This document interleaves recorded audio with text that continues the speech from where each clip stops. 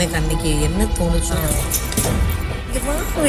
பேபின்னு உடச்சுன்னு பெரிய ஐஸ்வர்யா ராய் நண்பர்கள் அனைவருக்கும் வணக்கம். இன்னைக்கான செகண்ட் ப்ரோமோ வந்துருச்சு. இந்த செகண்ட் ப்ரோமோ தரமா இருக்குங்க. இந்த செகண்ட் ப்ரோமோல என்னெல்லாம் நடந்திருக்கு அப்படின்றத பத்தி டீட்டெயிலா நம்ம பார்க்கலாம். அதுக்கு முன்னாடி இந்த வீடியோக்கு ஒரு லைக்கை போடுங்க. ரெக்வஸ்டா தான் இந்த விஷயத்தை கேட்கிறேன். நீங்க லைக் போட்டீங்கன்னு வச்சுக்கோங்களேன், இந்த வீடியோ புஷ் ஆகிறதுக்கு ஹெல்ப்ஃபுல்லா இருக்கும். அதனால தயவு செஞ்சு லைக் போடாம இருக்கவங்க ஒரு லைக்கை போட்டு கண்டினியூ பண்ணுங்க. இன்னும் நம்ம சேனலை சப்ஸ்கிரைப் பண்ணாம இருக்கீங்கன்னா கண்டிப்பா சப்ஸ்கிரைப் பண்ணி வச்சுக்கோங்க. இப்ப செகண்ட் ப்ரோமோவா விட்டுருக்காங்கல்ல, பார்வதியும் அதுக்கப்புறம் வந்து கமருதீனும் சண்டை போடுற மாதிரி தான் இந்த ப்ரோமோ விட்டுருக்காங்க. ஆக்சுவலா லைவ்ல நடந்து முடிஞ்ச விஷயத்தை தான் ப்ரோமோ கட்டா விட்டுருக்காங்க. அதனால என்னெல்லாம் நடந்தது அப்படின்றது எனக்கு கம்ப்ளீட்டா தெரியும். ஏன்னா காலையில இருந்து இவங்க ரெண்டு பேர் பஞ்சாயத்து தான் போயிட்டு இருக்கு. ஸோ எனக்கு டீட்டெயிலாவே தெரியும். ஆக்சுவலா இந்த இஷ்யூ இருக்குல்ல, கமருதீனுக்கும் பார்வதிக்கும் நடக்கிற இஷ்யூ இருக்குல்ல, இதுல என்ன கேட்டா ரெண்டு பேர் மேலேயும் தப்பு இருக்கு. இப்ப கமருதீன் சப்போர்ட்டர்ஸ் என்ன பண்றாங்கன்னா பார்வதி தான் தப்புன்னு சொல்றாங்க. பார்வதி சப்போர்ட்டர்ஸ் என்ன பண்றாங்கன்னா கமருதீன் தான் தப்புன்னு சொல்றாங்க. ஆனா ரெண்டு பேர் மேலேயும் கண்டிப்பா தப்பு இருக்குங்க. ஆனா இன்னைக்கு நடக்கிற இஷ்யூல கமருதீன் மேல தான் தப்பு இருக்கு, டவுட்டே வேணாம். கமருதீன் தான் வேணும்ட்டே இந்த விஷயத்தை கிளப்பிட்டு இருக்காரு.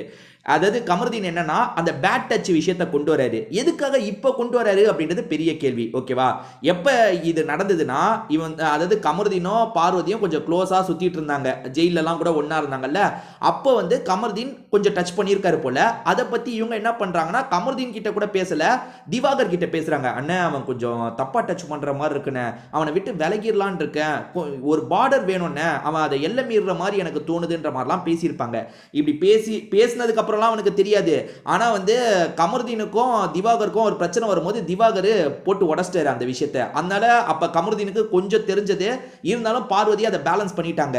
ஆனா எப்ப ரீஎன்ட்ரிஸா வந்தாங்களோ, ரீஎன்ட்ரிஸ்ன்ற பாருங்க, வைல்டு கார்டு என்ட்ரிஸா ஆளுங்க வந்தாங்கல்ல, அப்ப சாண்ட்ரா பிரஜின் போட்டு உடச்சிட்டாங்க.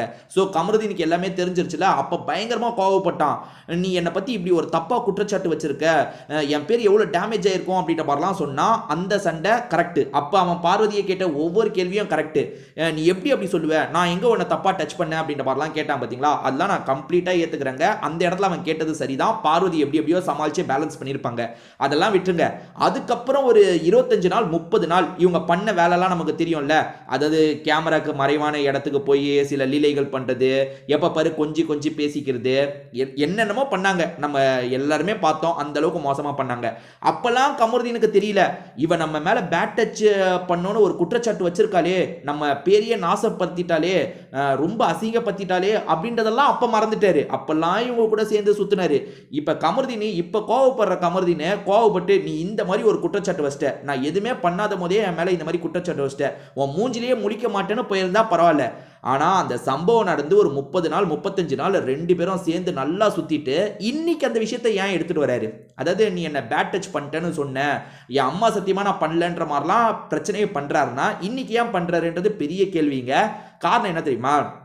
ஆதிரை போகும்போது கமருதீனை மாட்ட வைக்கணுன்றதுக்காகவே தான் பார்வதி கிட்ட கொடுத்துருக்காங்க. ஏன்னா வந்து நான் கூட சாதாரணமாக அவங்க கொடுத்துட்டு போறாங்கன்னு நினைச்சேன். ஆனால் ஆதிரைக்கு கமருதீனை பிடிக்காது பார்த்தீங்களா. இந்த கமருதீனை சிக்க வைக்கணுன்றதுக்காகவே தான் பார்வதிக்கு அந்த பாசம் தந்திருக்காங்க. அதாவது 24 மணி நேரம் வீட்டை சேர்ந்தவங்க வருவாங்கல்ல, அது வேணும்ட்டே பார்வதிக்கு தந்திருக்காங்க. பார்வதிக்கு தந்தா பார்வதி வீட்டை சேர்ந்தவங்க வருவாங்க. அதனால வந்து கமருதீனை கொஞ்சம் ஏதாவது சொல்ல வாய்ப்பு இருக்குன்னு பிளான் பண்ணி கொடுத்துருக்காங்க போல. அதை நினச்சிதான் இவன் பயப்படுறான். ஐயோ 24 மணி நேரமாச்சே, 1 மணி நேரம் கூட நம்ம கண்ணில் படாம இல்ல எப்படியோ ஓட்டி சமாளிச்சிடலாம், 24 மணி நேரம் இருந்தா கண்டிப்பா பேசுவாங்களேன்னு இவனுக்கு பயம் வந்துருச்சு. அதனால என்ன பண்றான்னா, முடிஞ்சு போன மேட்டரை கொண்டு வராங்க.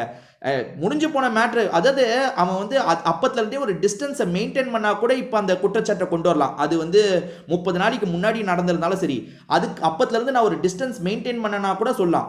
சேர்ந்து அதுக்கப்புறம் அவ்வளோ சுற்றி இருக்கீங்க, இப்போ திடீர்னு ஏன் கொண்டு வரான்னா, இப்போ ஒரு பிரச்சனையை உருவாக்கி கொஞ்சம் தள்ளி போயிடலான்னு ஏதோ பிளான் பண்றான் போல. ஸோ அந்த மாதிரி தான் எனக்கு தெரியுது.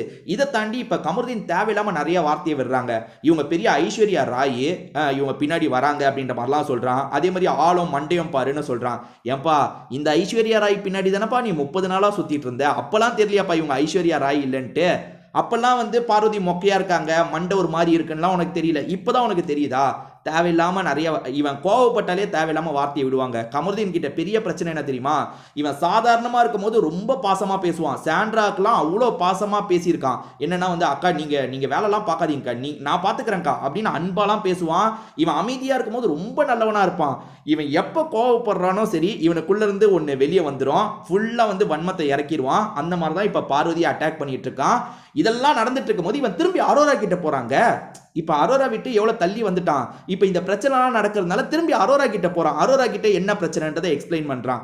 அவ சும்மாவே கேம் ஆடுவா, அவளே ஒதுங்கி இருக்கா. இவனா போய் வந்து அரோரா கிட்ட நடந்த விஷயத்தெல்லாம் சொல்லிட்டு இருக்கான். அரோரா எப்படி அதை ட்விஸ்ட் பண்ண போறாங்க தெரியல. ஏன்னா இப்பதான் அது லைவ்ல போயிட்டு இருக்கு. என்ன நடக்குதுன்னு பார்ப்போம். இது தேவையில்லாத சண்டைங்க. அதாவது 2 பேர் மேலேயும் தப்பு இருக்கு. ஆனா இன்னைக்கு இந்த பிரச்சனையை ஆரம்பிச்சது கமருதீன் தான். ஸோ இதுல கமருதீன் மேலதான் எனக்கு என்னமோ தப்பு இருக்கிற மாதிரி இருக்கு. ஏன்னா பார்வதி வீட்டை சேர்ந்தவங்க வந்தா என்ன பண்றதுன்னு பயப்படுறான். அதுக்காக ஒரு சண்டையை கிரியேட் பண்ற மாதிரியே எனக்கு தோணுது. உங்களுக்கு என்ன தோணுது அப்படின்றத கண்டிப்பா நீங்க என் கூட ஷேர் பண்ணிக்கோங்க. திரும்பி வேற ஒரு வீடியோல நம்ம பார்க்கலாம்.